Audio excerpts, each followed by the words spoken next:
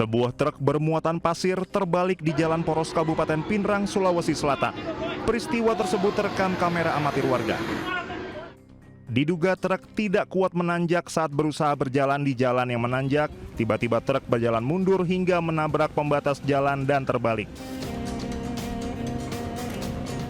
Sejumlah kendaraan di belakang truk nyaris tertabrak truk-truk yang berjalan mundur. Beruntung sopir truk berhasil menyelamatkan diri dengan melompat keluar truk sesaat sebelum truk menabrak pembatas jalan dan terbalik. Hingga kini belum ada pihak terkait yang dapat dimintai keterangan. Dari Pinrang, Sulawesi Selatan, Erwin Eka Pratama Anyus melaporkan.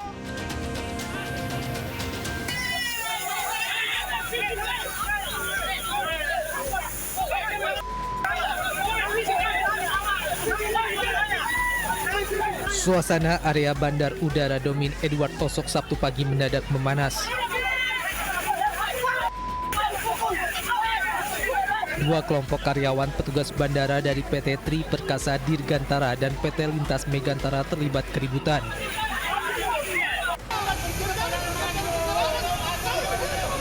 Keributan dipicu saat sejumlah karyawan PT Lintas Megantara sedang melayani pesawat komersil. Tiba-tiba aktivitas mereka dihentikan oleh karyawan PT Tri Perkasa Dirgantara yang diduga baru saja ditunjuk sebagai pengganti.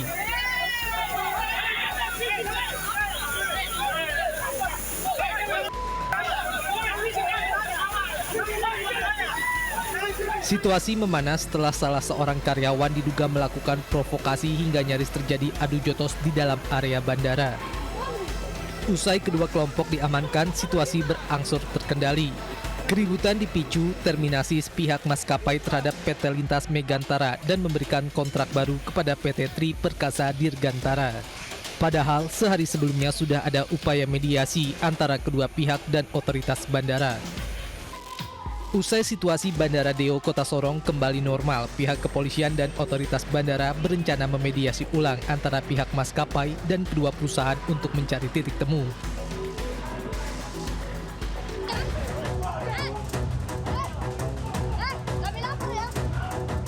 Dalam video amatir warga saat aksi pemukulan terjadi di Jalan Singsingamaraja, Bakaran Batu, Rantau Selatan, Labuhan Batu. Beberapa pria bersih tegang dengan dua orang jurnalis hingga terjadi aksi pemukulan.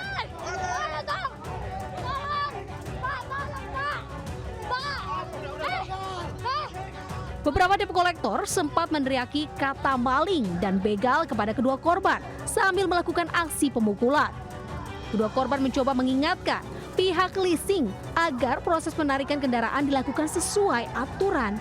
Namun, justru mendapat perlakuan kasar dari puluhan debt kolektor. Sebelumnya, debt kolektor menarik paksa satu unit minibus yang nunggak 2 bulan. Belum sampai 3 bulan sudah ditarik. Kedua korban mengalami luka di bagian wajah, bagian pundak, dan pelipis mata terdapat bekas sayatan benda tumpul.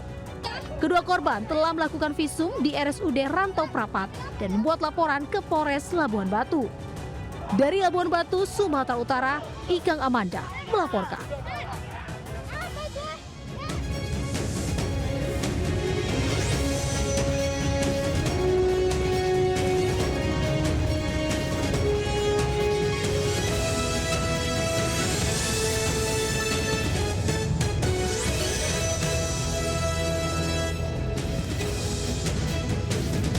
Assalamualaikum warahmatullahi wabarakatuh. Selamat pagi pemirsa. Selain 3 berita tadi, kami juga hadir dengan beragam informasi menarik lainnya untuk Anda. Bersama saya Anita Dewi. Inilah Lintas Ais Pagi selengkapnya.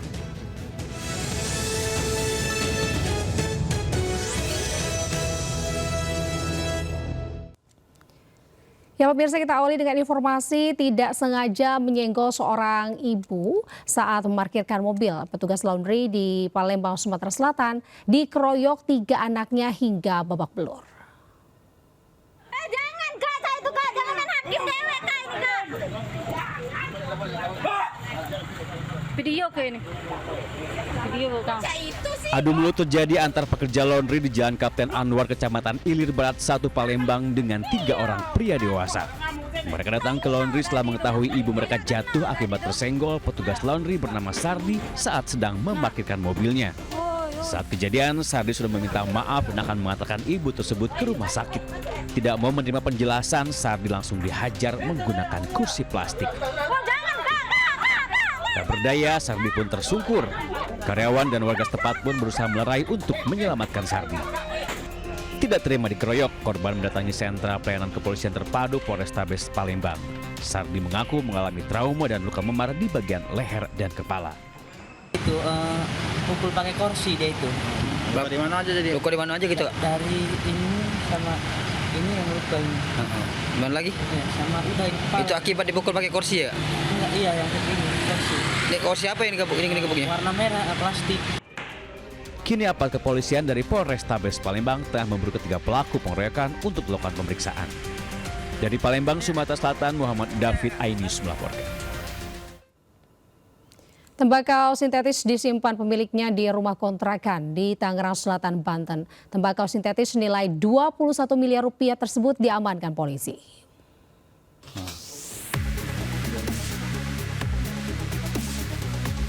Polisi menggerebek sebuah kontrakan di kawasan Serpong yang dijadikan tempat penyimpanan tembakau sintetis. Pemilik tembakau sintetis ditangkap dan mengembangkan ke sebuah apartemen di kawasan Cikarang, Bekasi yang dijadikan tempat penyimpanan bahan baku serta produksi tembakau sintetis. Polisi mengamankan 9 tersangka dengan total barang bukti 21 kg tembakau sintetis, berikut alat peraciknya. Para pelaku mengedarkan tembakau sintetis melalui media sosial dan memproduksi selama 4 bulan terakhir di wilayah Jabodetabek. Semua transaksi komunikasi segalanya pakai medsos jaringan tersebut. Terkait bahan baku ya ini mereka dapatkan dari mana dan apakah jaringan internasional sudah? Untuk keterangan dari tersangka bahwa bahan-bahan tersebut didapatkan dari luar negeri dengan melalui bandara. Para tersangka terancam hukuman maksimal seumur hidup. Dari Tangerang Selatan, Banten, Nunung Purnomo, iNews melaporkan. Pemirsa, seorang residivis kambuhan melancarkan aksi pencurian di sebuah rumah warga di Kota Padang, Sumatera Barat. Untuk mengelabui polisi, pelaku berpura-pura pingsan saat akan dibawa ke kantor polisi.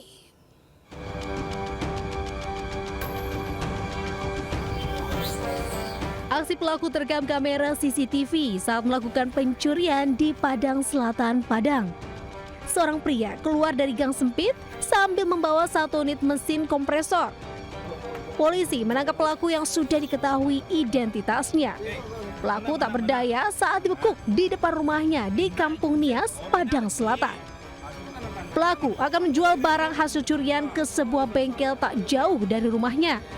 Namun, pelaku pura-pura pingsan saat akan dibawa ke kantor polisi, namun aktingnya tak membuat polisi lengah. Sudah 2 kali keluar masuk lapas. Kasus yang sama, pencurian dengan pemberatan. Kita interogasi, si pelaku mengakui perbuatannya dan si pelaku tidak dapat mengelak lagi setelah kita perlihatkan CCTV-nya.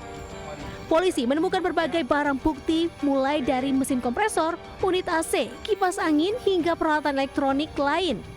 Polisi juga mengamankan alat isap sabu di rumah pelaku. Pelaku menjalani pemeriksaan di kantor polisi. Dari Padang, Sumatera Barat, Budi Sunandar melaporkan. Pemirsa, seorang pria yang sedang sholat berjamaah dianiaya anak kandungnya di Polewali Mandar, Sulawesi Barat. Korban tewas dalam perawatan di rumah sakit.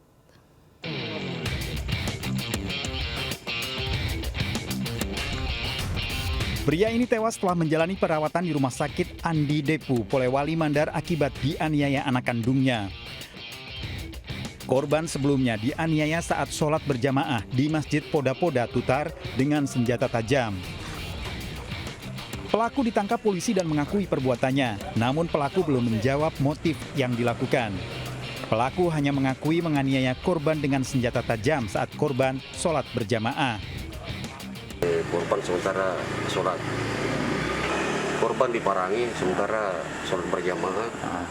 Udah masuk 2 rakaat. Ya. Diparang dari belakang.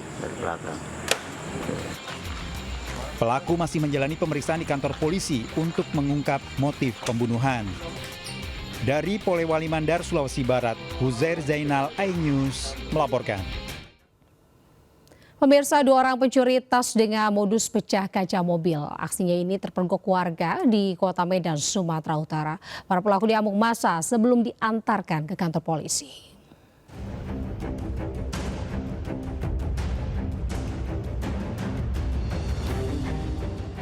Dalam rekaman CCTV, 2 pencuri dengan modus pecah kaca mobil mencuri tas dari dalam mobil yang terparkir di pinggir Jalan Majapahit, Kota Medan. 2 orang pelaku dalam melancarkan aksinya berbagi tugas. 1 orang sebagai eksekutor, sementara seorang lainnya yang menggunakan jaket ojek online memantau situasi sekitar. Kedua pelaku melancarkan aksinya dan hendak kabur. Namun pencuri ini lengah setelah 1 unit motor roda 3 pembawa barang dari arah berlawanan datang dan menabrak. Warga di sekitar lokasi pun secara spontan ikut mengejar dan menangkap kedua pelaku yang hendak kabur setelah terjatuh. Keduanya tertangkap dan menjadi bulan-bulanan massa. Tas kecil isinya bukannya uang. Jadi apa, Pak? Sapu tangan. Pikirnya mungkin uang. Curi, Pak? Dia tadi pakai jaket Gojek. Yang satu yang di sepeda motor ya. Yang satu enggak.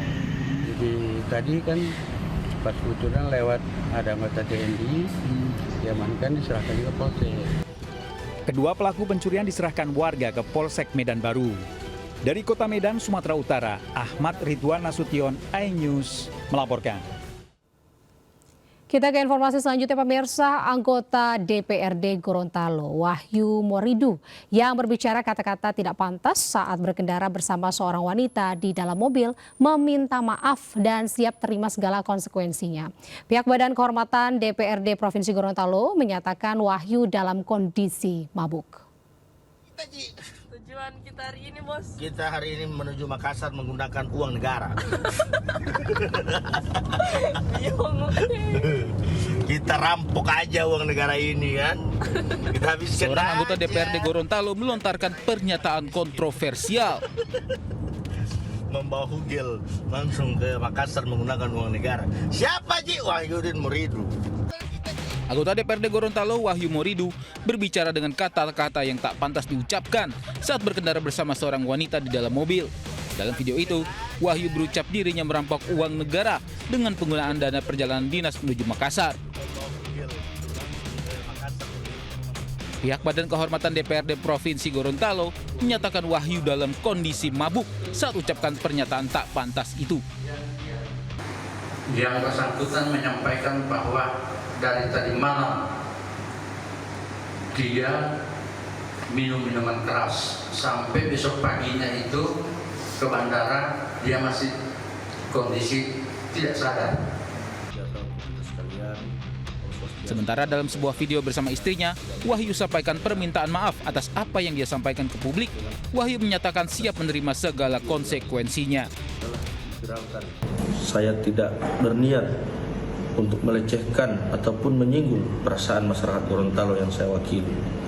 Semua ini murni kesalahan saya, Bapak dan Ibu sekalian, dan atas kejadian ini dari hati yang paling dalam, saya mohonkan maaf kepada Bapak dan Ibu sekalian. Meski telah menyampaikan permohonan maaf, unggahan klarifikasi Wahyu tetap memicu banyak tanggapan dari publik. Dari Gorontalo, Nur Faizi, iNews melaporkan. Pemirsa, viral di media sosial perusakan sejumlah makam di TPU Setumpang, Desa Jatijajar, Kecamatan Bergas, Kabupaten Semarang, Jawa Tengah. Diduga pelakunya adalah sejumlah remaja yang mabuk usai pesta miras di sekitar TPU.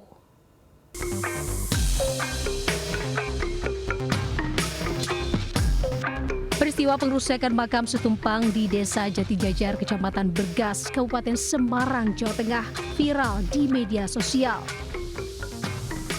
Hal tersebut meresahkan warga, terutama bagi pihak keluarga yang makamnya dirusak. Total ada 5 makam yang rusak. Sebelum makam diketahui dalam kondisi rusak, malam harinya warga memergoki 2 orang remaja tengah pesta minuman keras. Setelah ditegur dan diminta meninggalkan lokasi, keduanya justru berpindah lokasi ke area makam Setumpang untuk melanjutkan pesta miras. Diduga makam di TPU Setumpang dirusak oleh para pemuda dalam kondisi mabuk tersebut. Kasih Umum dan Perencanaan Desa Jatijajar, Kecamatan Bergas mengungkapkan belum mengetahui pasti pelaku perusakan makam di wilayahnya.